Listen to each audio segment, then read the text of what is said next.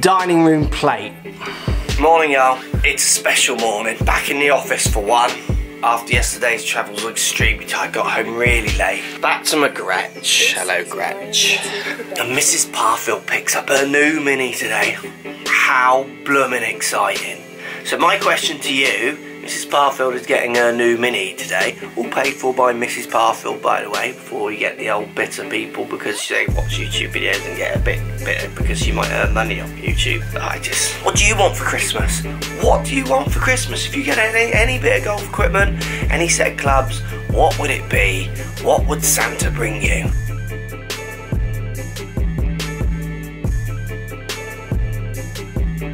Right, we're going to look at a simple swing today. Well, not a simple swing, I mean as in we haven't looked at a swim for a while.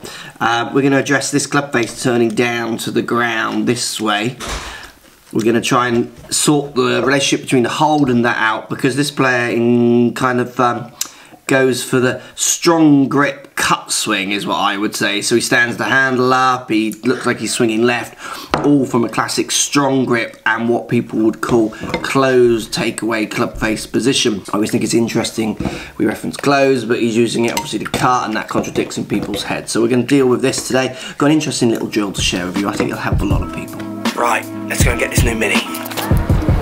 We are in the car wash. This is not the new one, this is the one we're giving back. All nice and clean. Yes. Oh my god, we're about to drive it out. This is all very... Look at the disco lights. Someone's gone all right posh on us. First drill, I'm going to go all Blue Peter on your asses. Pen, paper, and any club with a hole in the top.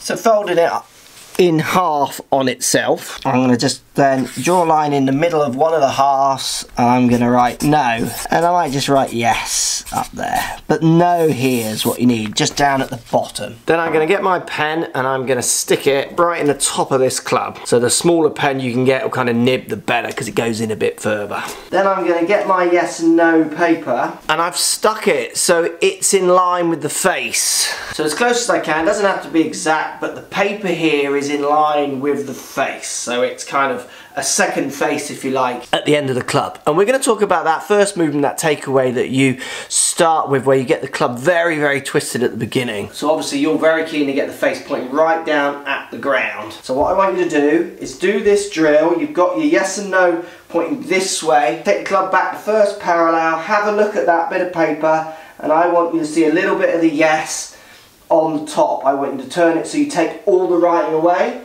and then I want you to turn it where you see the empty side of the paper, and then in turn I want you to turn it where the no really stares up at you. Now you can do this down the grip as well, so the bit of paper's out my front here. Now when I turn the face down to the ground like you do, the no's right pointing up at me with the yes, I can see not much of the no, a little bit of the yes at the top, or I can take both bits away, or I can see the other side. The important thing is that you feel every part of where this yes, no and non bit of paper is pointing. Now you don't need to put this in the top, you could just do this by getting this position and just moving the face around. It's just giving it a second visual for some people, makes it much clearer that there's a lot of ways you can put this face in this first takeaway, and there's a lot of twists and turns, and this kind of just really makes it obvious the different positions you're hitting, which then in turn makes it a bit easier for you to associate the feelings that you're using to get it in the yes, no and blank bit of paper kind of stage. Now your grip affects the twist you put in there, so what you need to do now is you now need to try to do the same movements but with your right hand here, opposed to right hand being way under the club, because the right hand under the club is encouraging you to take it back to show a lot of that no. I want you to get the right hand feeling, middle of the fingers going through the right hand, then wrapping on in top. Try and get this V coming somewhere up towards right shoulder, so between right shoulder and chin kind of ideas. Then see how different, easy it is to see the yes, the no, loads of the no, the other side of the paper. The skill lies in you being able to hit any position we need in that takeaway to see how it then affects the other elements of what you're going to deliver down at the ball. It's not about hitting the right position, it's about me saying, if I was coaching you, right, I want you to hit a big no hit a shot. I want you to hit a big yes, hit a shot. I want you to hit a big plain bit of paper with your club face. Now I want you to do those and this, because everything we talk about today is going to be a chain. It's going to be about trying to link these ideas for you to then in turn hit a better shot. It's not just about hitting the perfect yes, no and bit of paper, because once we've got your takeaway moving a little better built around your grip, we then need to make sure the other movements are in there to make you functional, because at the moment your functional action is actually what we see. You're putting all the elements of your no swing and yes swing, grip swing, standing club up, cutting across, holding handles up, swing, to try and hit target to get you functional. I'm going to change one aspect, your takeaway, then turn maybe a couple of others as we go on through the day. It's about how they work all together, which is why you need a bigger tolerance of yeses and nos, not just exacts. Let's answer your questions. Morning, Rob. Morning. Just a question for you. Do you think these game improvement clubs with really fast faces to give you increased ball speeds across the face, do you think they increase cut spin and draw spin with the face being super flexy and then the outside of the club being less flexy? Just a thought. Thanks for the question. It's a common question actually I get. No matter how often I try and say, look, the distance gains and what have you is coming from stronger lofts and where they put weights and changing spins. I reckon I can say this for the rest of my life, or certainly, yeah, my YouTube life in career, people are still going to ask those kind of questions. You're not getting, the flexing the face thing is like minuscule, it's doing nothing. So I don't think it's affecting shapes of shots at all. If it was, the RNA would stop it, as in they would ban them. They're not allowed to affect the performance of the club because the skill needs to stay within the hands of the golfer. I think the thing that's really clear with questions like this, which is why I thank you for the question and why I chose to do it. Come on, Sue, out you come. That's it, it's lunchtime. Is it so obvious that the marketing of clubs and everything in life just does really get in people's brains? It really absolutely does make people believe things. So I can see why it's easier for lots just to kind of go along with it. You know, it's actually, I would say it's easier to just agree with everything that's said, say on a club review.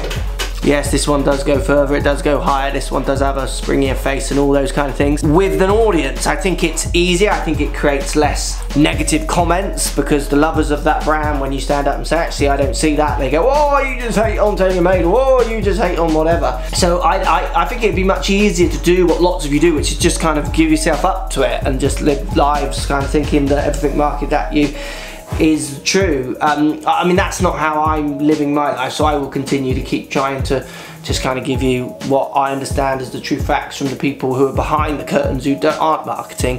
They're giving me kind of just science and those kind of things. So in answer to your question, no, I don't think it makes a difference at all. Thanks for the question. Right, next ideas. You're gonna need a prop. Watch this. Please don't watch this, Mrs. Parfield.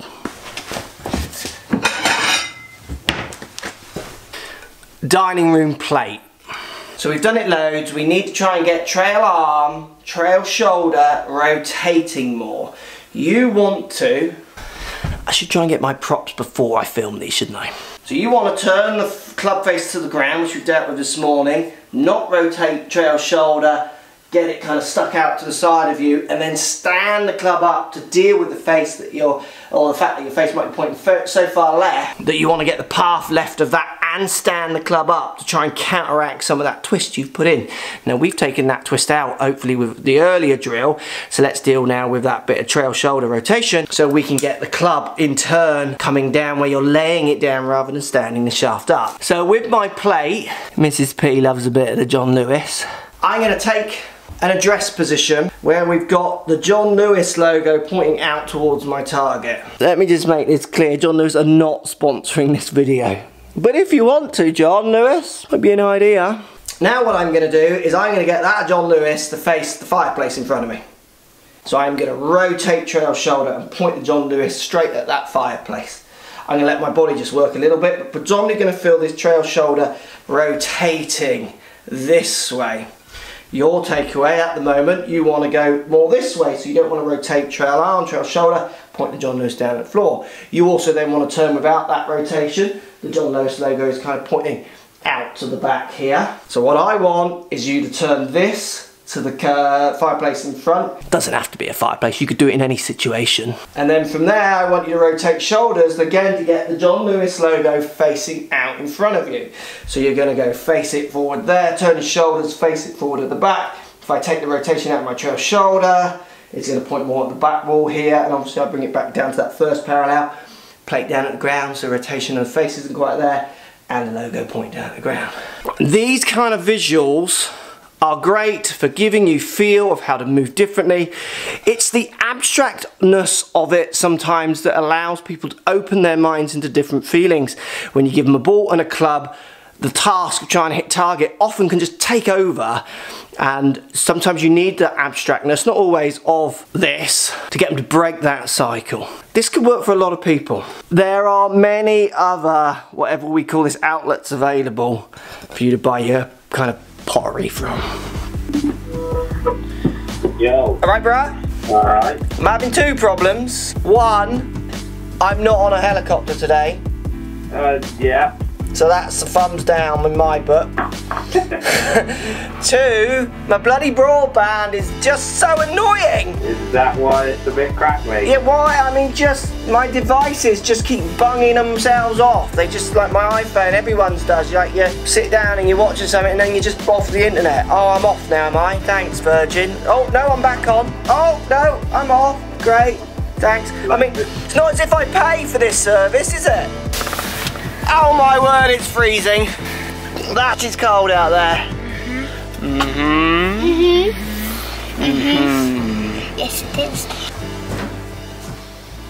It's fajitas night. So then last drill.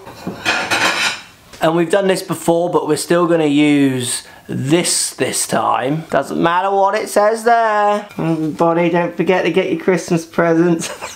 So similar how we use it on the way back using one side of the plate, you can do the same thing on the way down, trying to get trail shoulder rotation, keep this in, lay that club down. You can simply try and keep the logo again facing the sky for a lot longer before then facing it towards your target. Your standing of the club up is moving the logo this way. Try and keep that plate turned up to the sky on that downswing, and with it being so horribly cold outside, this is a great drill to do indoors. Take to the range and then see if you can get it to work. There's a few steps to the change for you, but with your what looks like quite an athletic movement, it would be really good if you start chipping away at some of those kind of extreme moves. Come on, fajitas, let's have ya. Best thing about it being so cold, right, Busy Bean, is that. See you all tomorrow.